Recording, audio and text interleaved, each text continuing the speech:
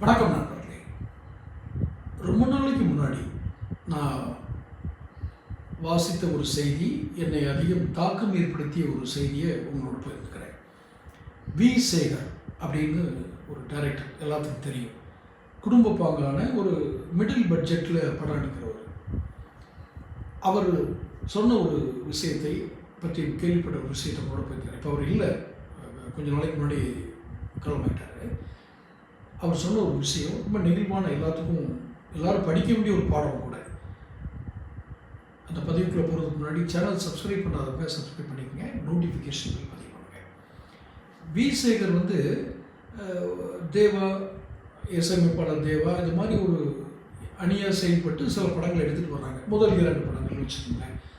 அப்போ எல்லாமே சக்ஸஸ் ஆகுது. அந்த 2 படமே சக்ஸஸ்ன உடனே அடுத்த படத்தை இசையமைப்பாளர் அவர் இளையராஜா வச்சு ஏன் பண்ணக்கூடாதுன்னு அவருக்கு ஒரு யோசனை வருது வி சேகருக்கு. அப்போ அவர் போய் இளையராஜா பார்க்குறாரு. ஐயா, நம்ம உங்களை வச்சு அடுத்த படம் எடுக்கலாம்னு நினைக்கிறோம் அப்படின்னு. அப்போது இளையராஜா ஒரு வார்த்தை சொல்லியிருக்காரு, அதுதான் ரொம்ப முக்கியம். யாருமே இசையமைப்பாளர் தானே. இளையராஜா யார் அட்வான்ஸ் கொடுத்தாங்களோ அவங்கள்ட்ட வாங்கிட்டு அந்த பாட்டை போட்டு கொடுத்துட்டு போயிடலாமே இல்லையா, அவ்வளோதானே அவருடைய இது. ஆனால் அவர் சொன்ன ஒரு வார்த்தை, நீங்கள் ஒரு அணியாக சிறப்பாக செயல்படுகிறீர்கள். டைரக்டர், ஒரு மியூசிக் டைரக்டர், ஒரு கேமராமேன் அப்படின்னு ஒரு யூனிட்டாக நல்லா செயல்படுறீங்க. அந்த அணிலேருந்து பிரித்து என்னைய புது இசையமைப்பாளராக உள்ளே கொண்டு வரும். அந்த அணிக்கு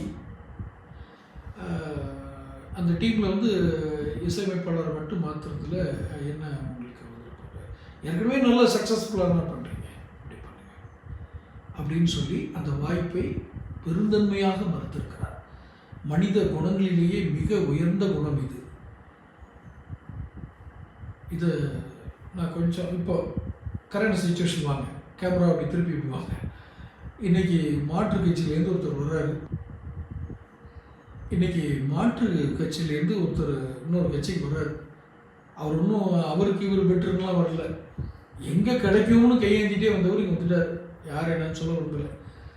அதையும் ஏற்றுக்கிறாரு. புதுசாக கட்சி ஆரம்பிச்சவர். சரி, ஒருத்தர் மட்டும் பேர் சொல்லுவோம். நடிகர் விஜய் என்ன பண்ணார்? ஒரு மாற்று கட்சியிலேருந்து வர்றவங்களை ஏற்றுக்கலாமா? இளையராஜா செய்த சம்பவத்தை பாருங்கள். ஆனால் களம் வேறு, நீங்கள் இது ரெண்டையும் ஒப்பிட முடியுமா? இது என்ன கம்பேரிசனே சரியில்லை அப்படின்னு சொன்னீங்கன்னா, நான் அடிப்படையில் இருக்கக்கூடிய மனித தன்மையை பேசுகிறேன். ஒருவேளை அந்த மாதிரி உயர்ந்த மனநிலைகள் இருந்தால் விஜயை கேளுங்க. இல்லைன்னா விட்டுருங்க. அரசியல் எல்லாரும் அப்படி தான் உருண்டு போவோம்னா தொடர்ந்து பேசுவோம். சேனல் சப்ஸ்கிரைப் பண்ணி